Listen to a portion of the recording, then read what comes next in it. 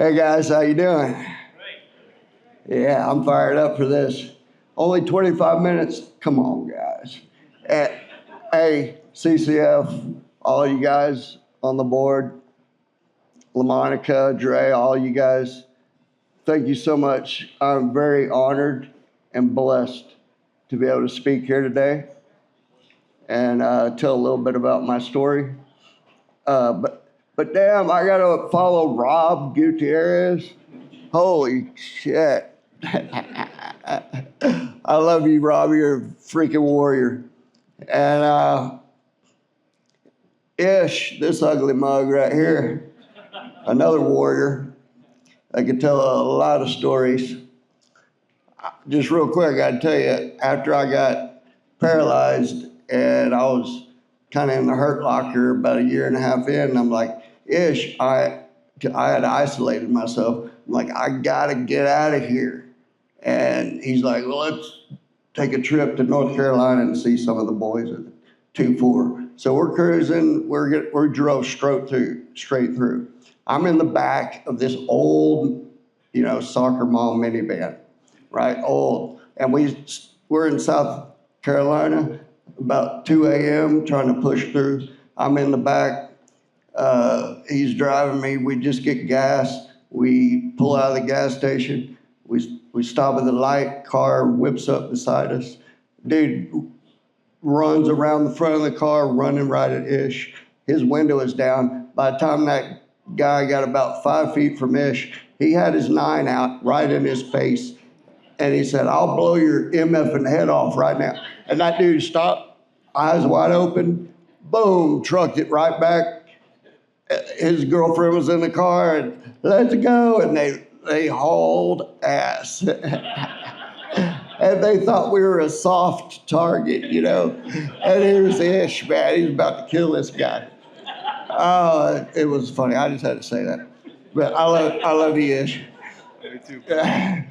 But there's a lot of heroes in here in this room of mine. Buller,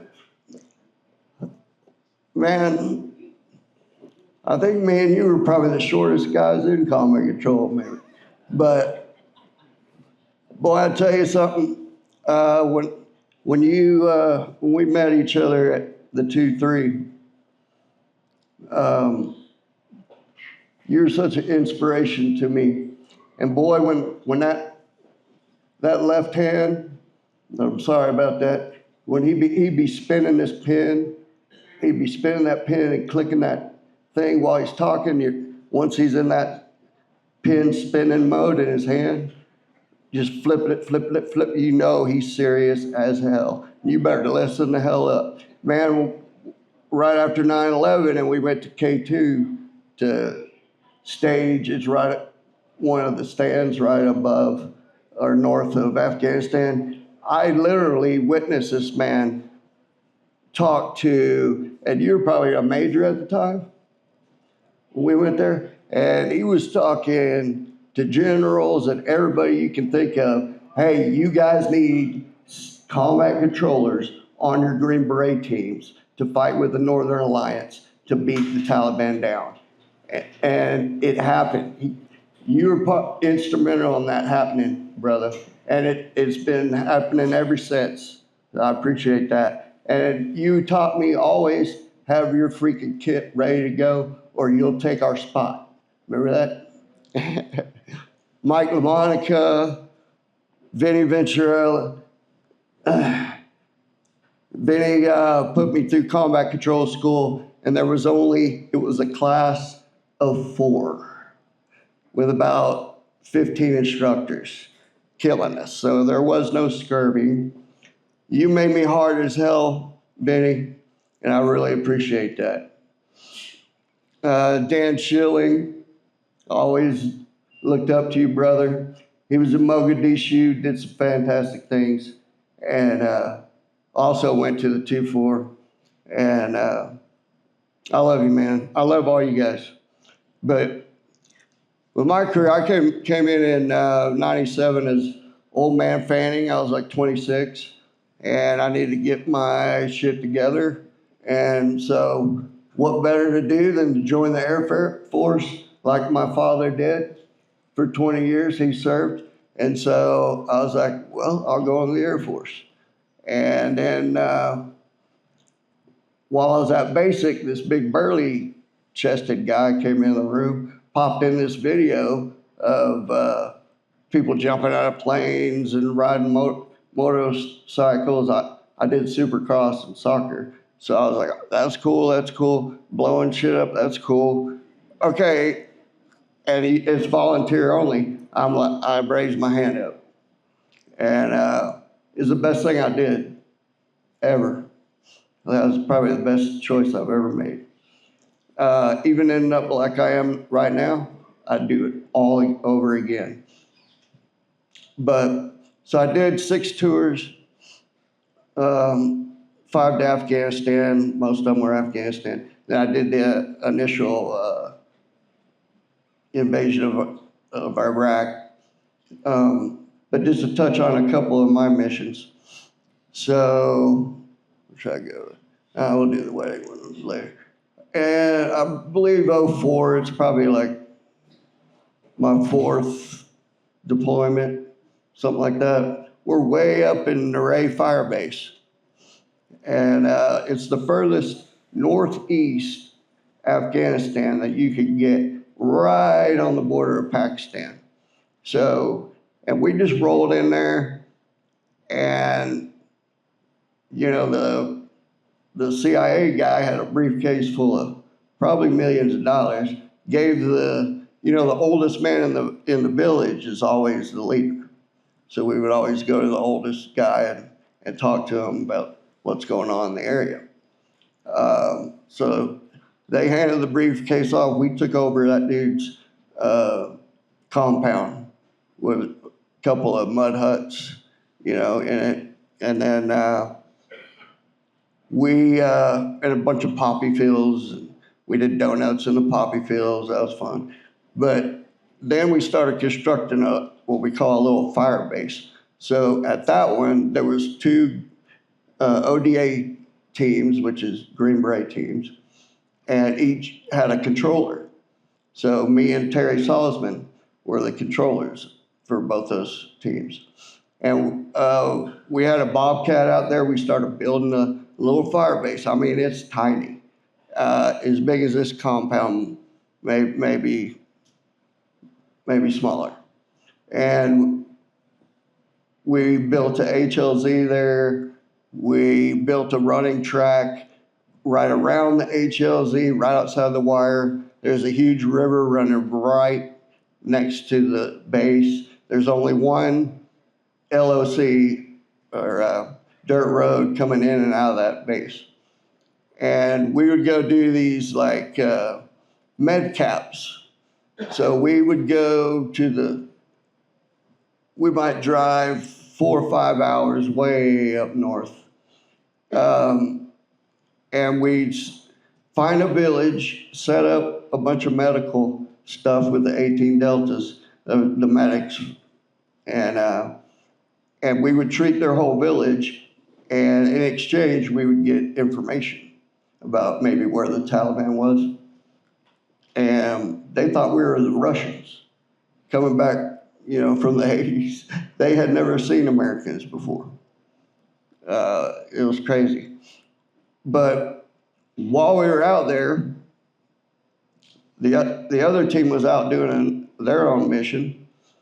So we had about, I believe, 90 Marines packed in that little fire base. And their job was to protect the, perimeter of the fire base. We had 3 OPs up on the mountaintops, overlooking for overwatch, with about a dozen guys up there. And so while we're out doing this med cap, on the radio, there's these calls. The Marines were out patrolling, right? And actually what had happened is they were patrolling the night before around the fire base. One of the guys, these are kids, I'm talking 18, 19. They lost a pair of MVGs up there in the mountains. So they asked the lieutenant of the Marines, if they could go retrieve them, try to find it. And he made a bad decision, and he sent 3 of them. So they went a mile down the road in a vehicle, got out, climbed straight up. I'm talking the mountains around this are straight up, and it's rough. And they went up there looking for it. Well, when we had left our convoy, what the Taliban would do, they'd go out into the road, dig, put TNT or a landmine, cover it, and then have a remote detonate it when you come back. So that was for us. They were gonna blow us up. Well, they ran into those guys that were setting up, that were waiting to ambush us when we come back, and we heard on the radio. So we're hauling ass back. Well, they had sat down and to eat a little chow, and they ran upon, we think, probably about 10 guys, and they shot them up pretty good, and stripped them of all their clothing, took all their gear, unloaded a full magazine into one of the kids' faces. And so we got close to where they were, and we're hauled ass up the mountain. I'm working like an A-10, the gunship, simultaneously while we're climbing up this 8,000 foot, mountain. And it took us hours. I'm trying to find the bad guys with the planes, and we're also trying to find the guys that went down. One of them was barely alive, had been shot 4 times in the stomach. I think he survived, but I'm not sure. But when we got there, then I had to call in a medevac, and off of a side of a cliff, which is very steep, we did a Stokes litter where you put them in like a basket. We got that guy off, and then got the other 2 guys who had perished. And it was just crazy. And then, so after that, everybody was pissed. All the Marines, all of us. It was bad. And the Taliban got real froggy. They started hitting us every night. And so I requested, hey, I want close air support for the next 2 weeks for a 4-hour block time every night, because they kept hitting us anywhere from midnight to 4 a.m. And sometimes if I was lucky, I'd get a AC-130 or a A-10 to smoke them guys. But every once in a while, I'd get the old B-1. And the B-1 was awesome. So I'm on FM radio talking, and all 90 of the Marines, I taught every single one of them how to do emergency close air support. And it took weeks, but they were all trained, and they kept getting attacked up there. And so they're getting smoked. The guys are almost in the wire. It's just a little observation post up there. And these B-1s have quite a few what they call JDAMs. And so they're guided missiles or bombs, and these GBU 31s, I'd have to drop, and these are 2,000-pound bombs now. And it's that big black plane, you see that's real stealthy looking. And those boys did not hesitate, just like Rob was saying, the A-10 guys.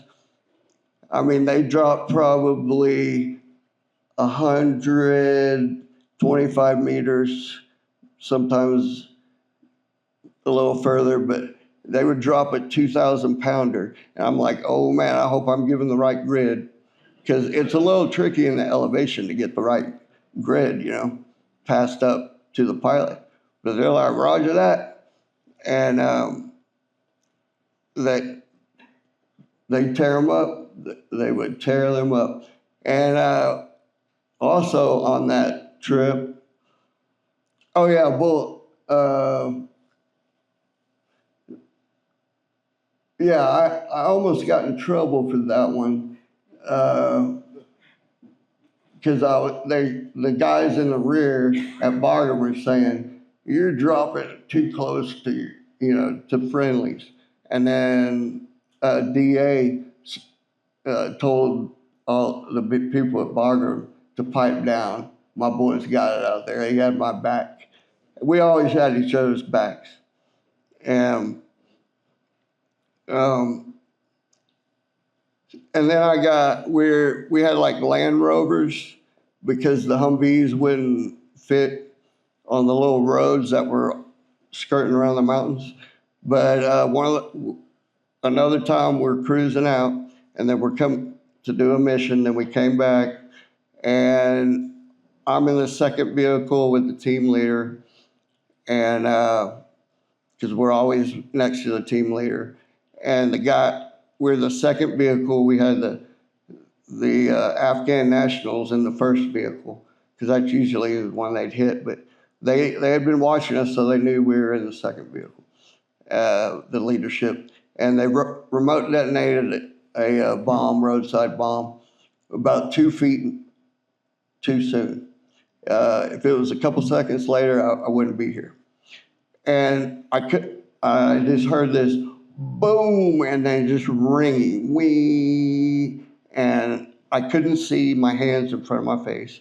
So I'm touching my body, making sure I'm not blown up. I grab my go bag, bail out. The captain's right there. We look back at the gunner. We put like a 240 on these vehicles, and he was blown off the back. And we were ready for the ambush, because usually they do that and then they'll ambush you. But there's a big river right there. So me and the captain grabbed Dave, Angry Dave. I'll never forget him, because he fought Terry Salzman in the pit.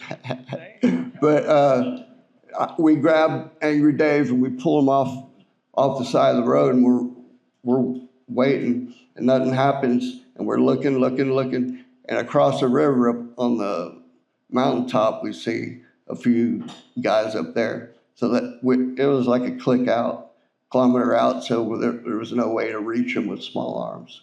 So I'm screaming back to the rear, because I can't hear anything. Hey, we're troops in contact. I mean, just screaming. I didn't realize I was screaming, but I was deaf, And the guy's like, quit screaming and calm down. I'm like, bro, I just got blown up. You calm down. And they're like, well, all we got is a B1. I'm like, send it. Yeah. So, and we took care of business. The other mission I want to talk to you about, you might know about. Let me get a little water-ish. Where's the water? Behind my head. Headrest. Oh, yeah. Good. So, y'all might remember this around 2002, just before 4th of July. So, we're going to do this big mission in Dar Rawwood. It's kind of central Afghanistan, real nasty place. I had already been there before with the Norwegians, and just terrible place, lots of bad guys. At the time, we were going after Berater. I believe he was number 2 in the Taliban or something, and at the time. And I'm talking, so this is how big it's called Operation Full Throttle, which I thought was cool. But we went in there, or we were gonna have like it's about, hell, it was probably 100, damn near 100 vehicles worth of dudes that were coming up from Kandahar, and they're gonna sweep through the whole village and find this guy, right? So they inserted us. I was with the ODA team. There was 3 ODAs. I was on so picture all these mountains and then a river, kind of like a Y river going through, and a huge, flat area. And so on every side, I was on the south side. There was 2 other Green Beret teams on the west, the north, and then there was a SEAL team to the east. And so we went in 2 days prior to them getting there. So we launched, inserted, and luckily as combat controllers, we decide where we're going to land, looking at the map and stuff with the helicopter pilots, the 160th guys, and they could land a 47 anywhere, right? So luckily I planned all that out with them. So we go in, our primary spot, AAA starts lighting us up. Boom, go to secondary. AAA starts lighting us up. And then we go to tertiary. So thank God we had made a 3rd spot, which we thought would be the worst place. And it was actually the best place we could have ended up. But when we got off the helo and everything, you get in a circle and you wait and you do a SEALs halt where you stop and listen for a few minutes. And the captain's like, where the F are we? I'm like, we're at the 3rd spot, Captain. And he's like, where do we need to go? I said, straight up there. And by the time we got up, we even had a 4-wheeler with us to carry a bunch of water because we were planning on being there, for a week or so. And we had to ditch the quad. It was too steep. But when we crest that mountaintop, boom, the whole valley was right in front of us. I was like, we couldn't have picked a better spot. So we set up, and over the next 2 nights, I'm talking, there was a lot of aircraft flying above, like way up there.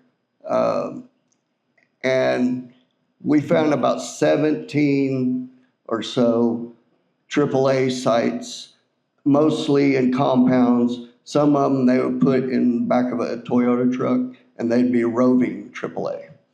So anti-aircraft, and so as they're shooting, we're like, got that one? Okay, there's where that is. And then I'm calling back, hey, we got a lot of AAA. So here comes our 100 vehicle convoy, and all that AAA starts going,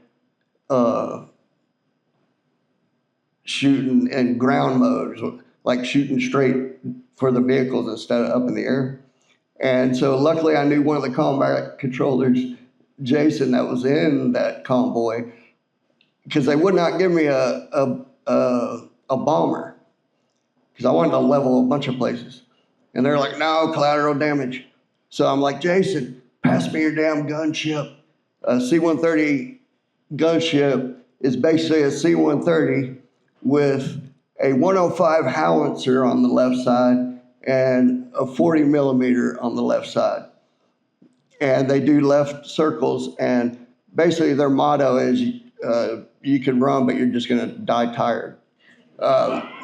So I'm like, I got a lot of targets, let's get it going. And they're like, right on. So I talk them onto my position, which we do first, and then, talk them onto the targets. And as they're hitting these compounds and these AAA, they'll put the AAA piece on top of their mud hut, And so we're wiping them out. And I mean, some of the AAAs whizzing right by the gunship. And we go from compound to compound to compound. And I Winchester the gunship. And you're talking about 102, 105 rounds. I think about 230 or so, 40 mics. And I ran them dry. And at this time, our boys are rolling into the dangerous area. And another gunship actually was like, I want in on that. I want in on that. But it was too late because our guys were amongst all the villages. So we had to cease fire. Wake up, we're watching all night. The guys down there end up rolling up about 60 people. They got Brader's brother who looked similar to him, but it wasn't him. So, but we did round up about 60 other dudes and killed a lot. Now, I can't help it, but this is war. But within them compounds are kids, you know, and you got a AAA site on top of your house. So, unfortunately, not just some bad guys got killed, some women and children got killed, you know, and took a lot out of me. But anyway, when we get back, we're like, you're all over CNN. You killed a wedding party.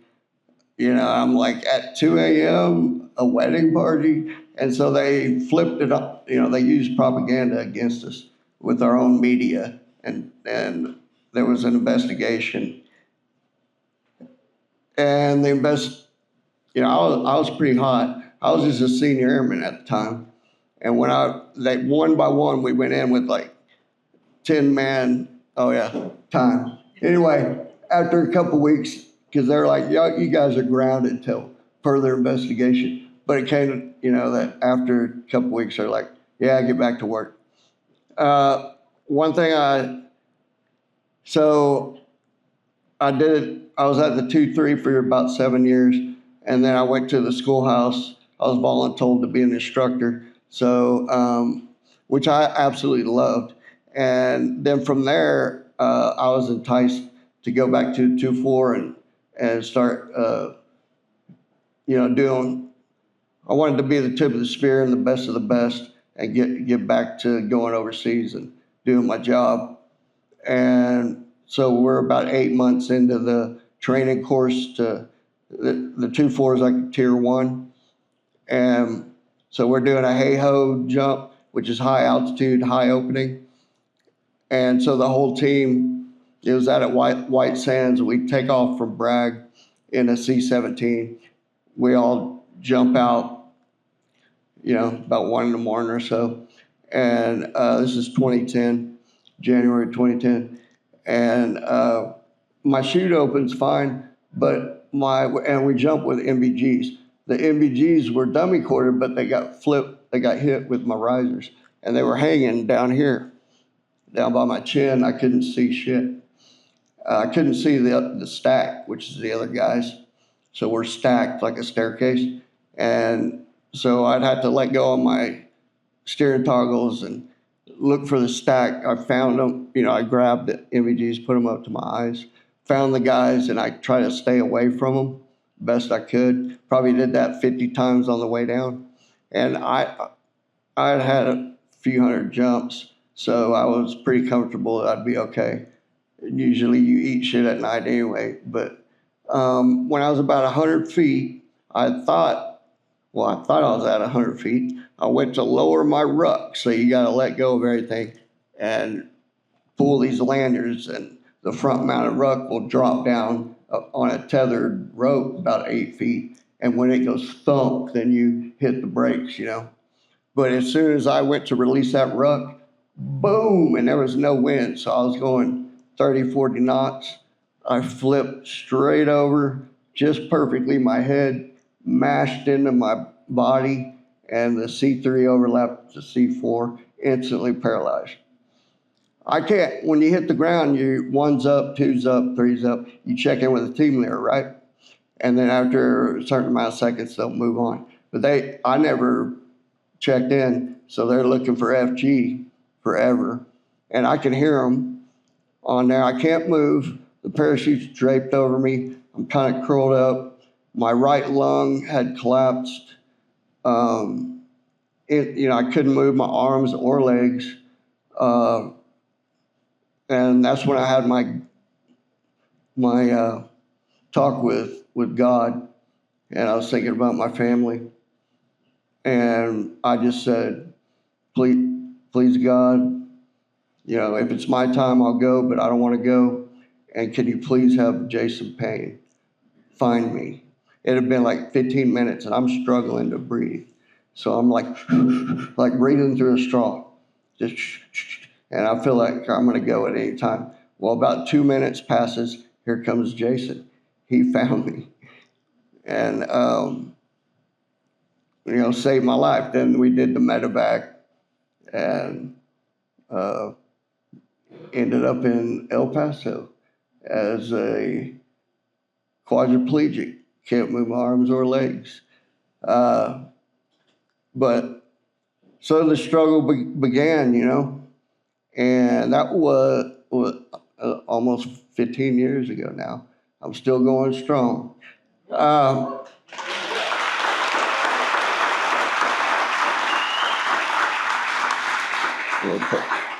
along the way, it's been rough. It's been quite rough.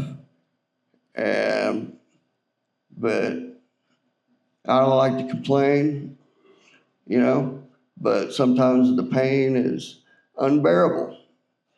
And you just got to suck it up and press on, just like we always did. I learned that from my fellow combat controllers and my brothers in the service, that you just strap it up and keep going. So you go through all those struggles. After,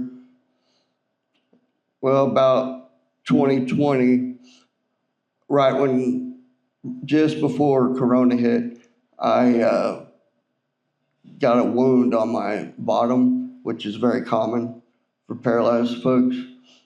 And I fought it. This is right during Corona too. So I'm in my house and I'm doing everything I can do. And the thing just won't heal. And it kept getting bigger and bigger and bigger. And I was in the bed a lot. And being in bed is horrible. I hate it. I'd rather be in my chair doing some shit or jumping out of a plane or something, hunting, whatever. But yeah, I did a lot of bedtime. I struggled through it. After a year, finally decided to do a major surgery. So they cut half my butt off, part of my leg, moved the hamstring up into my butt, and it grew in from there. But Medicare kicked me out of the damn hospital before it healed. I fought them, and I did not win that battle. And so then the struggle kept going on. Then I contacted the Combat Control Foundation. And thank God, because you guys saved my life, literally.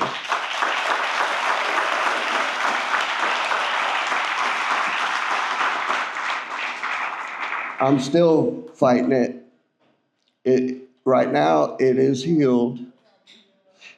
And so, and my hip is still broken, and it hurts like hell, but I count my blessings every day that I'm here, and I can still enjoy life. You got to have a positive, hardcore attitude, man. You just got to. And what they did for me when I was stuck in the hospital and had to pay for 24/7 care for a caregiver to be with me because the nurse can't take care of me. She's got 6 other patients or 12 or whatever. So I have to have somebody with me while I'm in the hospital. And that's expensive. They paid for that. then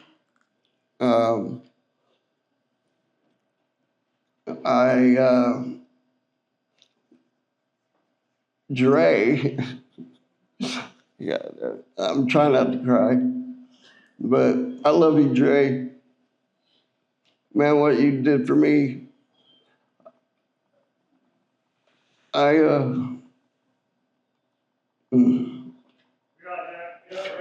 just, yeah.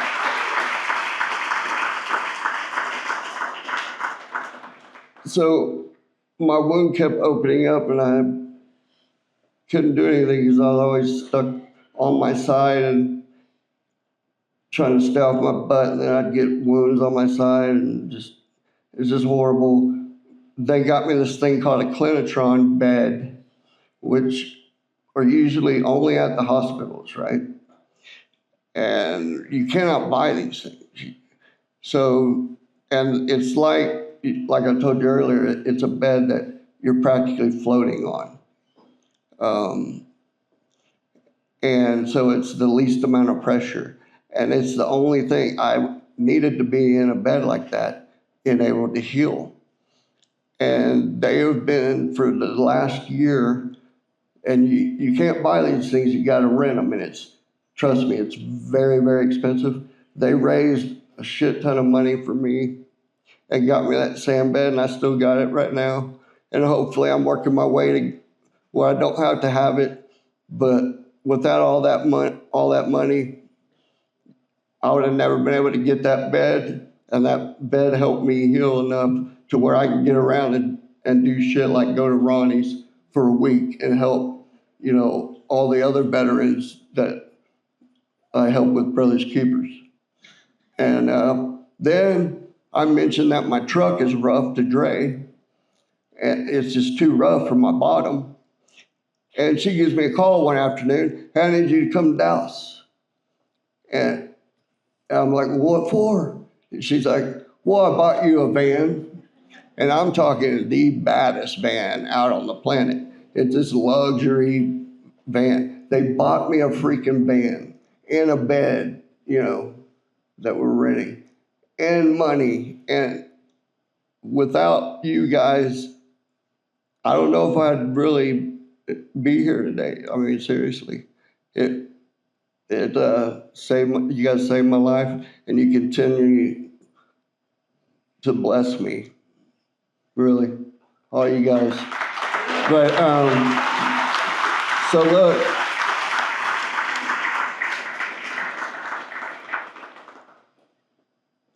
so I want y'all to really think about when we do the auction, man, pull out them wallets and give to these guys, because they are changing lives and they're saving lives. They're saving our brothers that are going into harm's way. You know what I mean? Because when we get back from war, it ain't always pretty. And it's not, sometimes it's not visual injuries. It's in your head, right? These guys are phenomenal, and I love every single one of you. Thank you so much.